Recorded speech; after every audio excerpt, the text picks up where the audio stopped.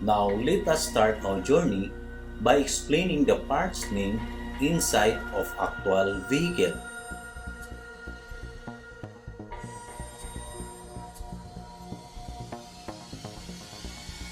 As you can see, this is the complete EC system in vehicle. The first part is condenser, in Arabic, radiator mukayf, and you can find this in front of the vehicle. Next is fan, in Arabic, marwa radiator mukayf, and it is located with condenser, dryer, or garura in Arabic. It is located after the condenser. Now, let's go to the interior part of the AC system, expansion valve. The Arabic name is called valve talaja. It is located in engine compartment.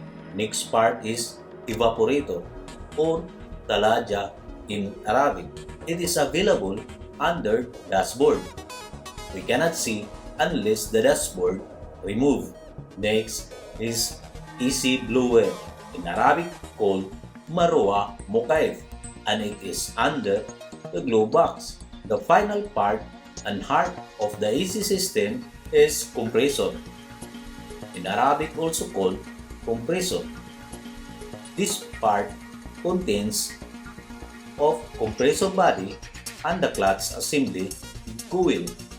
Once you switch on AC, the coil magnetizes the clutch and you can hear the thick noise indicate that your compressor is working. Watch and hear.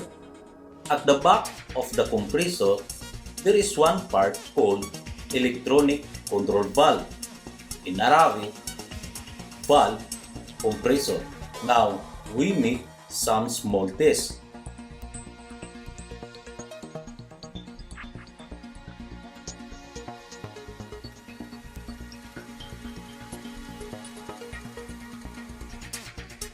Now, we will share you the movement of freon inside AC system.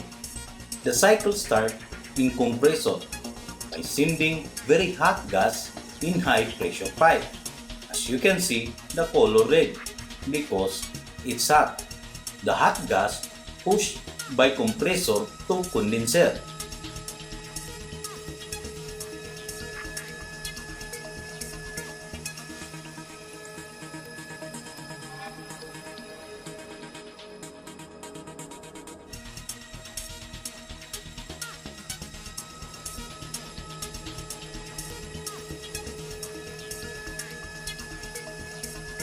With the help of condenser fan, hot gas turned into hot liquid.